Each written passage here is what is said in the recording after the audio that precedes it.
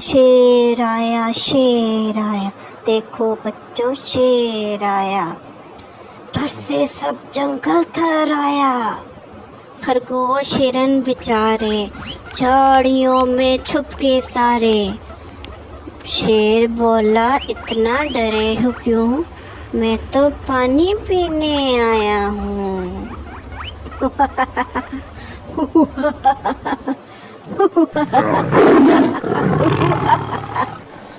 मेरा इतना खौफ है लोगों को, इतना खौफ, हर चरिंद परिंद मुझसे डरता है।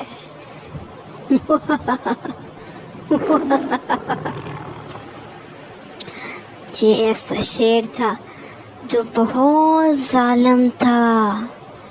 आपको पोएम सुन के पता चल ही गया होगा। शेर से पूरा